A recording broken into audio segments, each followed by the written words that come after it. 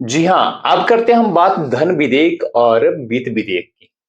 देखिए, सुनने में तो ये सेम सेम लग रहे हैं, बट इनमें कन्फ्यूजन काफी ज्यादा होता है। धन विधेयक मतलब मनी बिल, वित्त विधेयक मतलब फाइनेंस बिल। इससे पहले कि स्टार्ट करूं, मैं आपको बता दूं, जो धन विधेयक है ये तो ठीक है, परंतु वित्त विधेयक के दो भाग होते हैं। ठीक है, नंबर एक और नंबर दो। और अगर हम इसके अनुच्छेद की बात करें तो इसका जो विवरण है वो आर्टिकल 117 में 117 में किया गया है।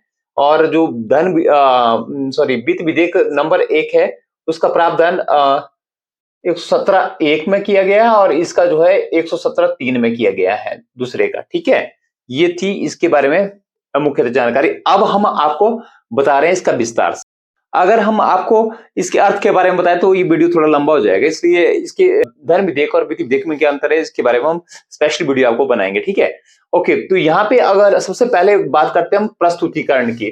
ठीक है, देखिए, जो धन विधेयक है, जो मनी बिल है, that is introduced only in Lok Sabha, मतलब उसे लोकसभा में ही प्रस्तुत किया जा सकता है, और राष्ट्रपति की सिफारिश इसके लिए जरूरी रहती है। The recommendation of the president is required. ठीक है, इसमें राष्ट्रपति की सिफारिश जरूरी होती है विधेयक को प्रस्तुत करने के लिए। ओके, ठीक है।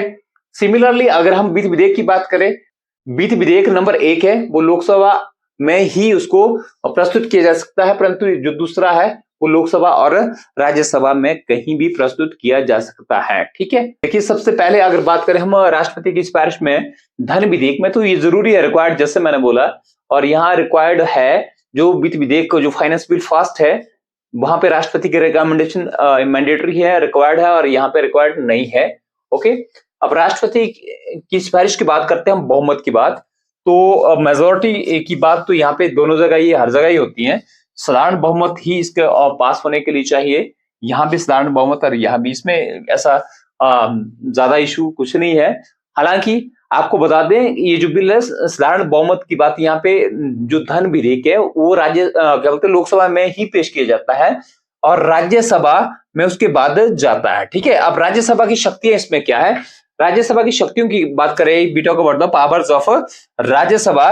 तो राज्यसभा जो मनी बिल है उसको जो है 14 दिन तक ही उसे रोक सकती है अपने पास। अगर 14 दिन के अंदर वो मनी बिल पे कोई रिव्यू नहीं देती है अपना, तो उस स्थिति में वो ऑलरेडी उसे जो है पास माना जाता है। इसमें राज्यसभा की जो पावर्स है वो लिमिटेड है, बिल्कुल कम है, केवल 14 दिन तक ही मनी बिल को वो अपने पास रोक सकती है। अगर हम इस वित्त विधेयक की बात करें तो यहाँ पे राज्यसभा इस क्या बोलते हैं, विधेयक को जो है अपने पास 6 महीने तक रोक सकती है, और इसमें संशोधन भी कर सकती हैं, और इसे रिजेक्ट भी कर सकती हैं। ठीक है, यहाँ अगर हम वित्त विधेयक दूसरे की बात करें तो ये सेम है, यहाँ भी राज्यसभा ऐसा ही कर सकती है, इसमें अमेंडमेंट कर सकती है, या तो फिर उसे रिजेक्ट भी कर सकती है। और इसके लिए क्या बोलते हैं, ज्वाइंट जो सेशन बुलाया जाता है, जिससे संयुक्त अधिवेशन कहा जाता है, मनी जो बिल है जिसे धन विधेयक कहते हैं, इसके लिए किसी भी प्रकार के ज्वाइंट सेशन को नहीं बुलाया जाता है। इसमें जो है लोकसभा पावरफुल रहती है, और यहाँ पे अगर जरूरत पड़े, जैसा कि मैंने बताया, साधारण बिलों में जो भी आते हैं साधारण बिल, तो वहां पे ज्वाइंट सेशन बुलाया जा सकता है राष्ट्रपति के द्वारा, जो प्रेजाइडेड ओवर वही द स्पीकर ऑफ लोकसभा किया जाता है। ठीक है, लोकसभा के अध्यक्ष के द्वारा उसकी अध्यक्षता की जाती है। ठीक है, ओके। अब आगे करते हैं हम यहाँ पर राष्ट्रपति की पावर्स की बात। अब देखिए, लोकसभा में बिल गया, राज्यसभा में पास हो गया, और यहाँ पे राष्ट्रपति अगर पुनर्विचार करना हो इस विधेयक को, धन विधेयक को, तो राष्ट्रपति नहीं कर सकता है, मतलब ना ही इसे रिजेक्ट कर सकता है, ना ही क्या बोलते हैं पुनर्विचार के लिए भेज सकता है। इसे राष्ट्रपति को स्वीकार करना ही होता है मनी बिल को। ठीक है, इसमें मैंने बताया कि जो वास्तव में अगर पावर्स की बात करें वो लोकसभा के पास इसमें रहती है, और होती भी लोकसभा में ही है। इसमें इतनी बड़ी बात नहीं है। लोकसभा में जो सदस्य जाते हैं वो लोगों के द्वारा चुने हुए सदस्य जाते हैं, और उनकी संख्या भी ज्यादा है, तो उनके पास पावर्स भी थोड़ी ज्यादा रहती है रादर देन लोकसभा, राज्यसभा और प्रेसिडेंट। ठीक है, आप समझ गए होंगे।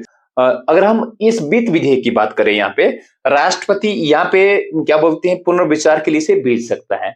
ठीक है, और पुनर्विचार के बाद लोकसभा और राज्यसभा में प्रोसेसिंग के द्वारा पास होता है, तो साधारण विधेयक की तरह ही राष्ट्रपति को इसे फिर पास करना होता है। ठीक है, तो उसमें राष्ट्रपति की स्वीकृति देनी होती है बाद में। अगर हम यहाँ पे लिखा मैंने एक बात, सिद्धांत की बात यही है पावर्स की, यहाँ पे बात लगी। यहाँ पे लोकसभा देखिए मैंने लिखा हुआ लोकसभा भारी है राज्यसभा में। क्यों? क्योंकि मनी बिल में जो है पावर्स लोकसभा के पास ज्यादा है और राज्यसभा के पास तो ना के बराबर है। 14 दिन में क्या कर सकती है राज्यसभा की इस विधेयक में संशोधन के लिए भी नहीं, ज्यादा से ज्यादा राज्यसभा जो है 14 दिन तक अपने पास तक रोक सकती है। पर रोक के करना भी क्या, जब पास ही होना है तो इसलिए राज्यसभा जो है इसे ज्यादातर पारित कर देती है। इसमें राज्यसभा की पावर्स बिल्कुल कम हो जाती है। परंतु यहाँ पे अगर हम बात करें तो यहाँ पे राज्यसभा की पावर्स तो बनी रहती हैं, रिजेक्ट भी कर सकती हैं। परंतु जब जॉइंट सेशन होता है, संयुक्त अधिवेशन बुलाया जाता है, तो वहां पे फिर से लोकसभा हावी हो जाती है। और जब लोकसभा हावी हो जाती है तो वो होगी क्योंकि उनके पास बहुत ज्यादा सदस्य हैं, तो वहां पे लोकसभा का जो भी सॉरी का बहुमत होता है वो विनर होता है। इसलिए लोकसभा के ज्यादातर जो बिल है वो पास हो जाते हैं। ठीक है, अब एक बात मैं यहाँ पे और बता दूं दोस्तों, यहाँ पे देखो धन विधेयक और वित्त विधेयक ये बड़ा कंफ्यूजन करता है। और ये जो नीचे मैंने नोट वाली लाइन लिखी है कई बार एग्जाम्स में आ चुका है। यहाँ पे लिखा हुआ है देखो, सभी धन विधेयक वित्त विधेयक होते हैं, परंतु वित्त विधेयक जो है धन विधेयक नहीं होते हैं। ये याद रखना है आपने। तो आई होप दोस्तों आप इससे तो क्लियर हो गए कि आपको समझ आ गई होगी कि ये विधेयक कितने प्रकार के होते हैं। जैसे कि मैंने बताया 4 प्रकार के।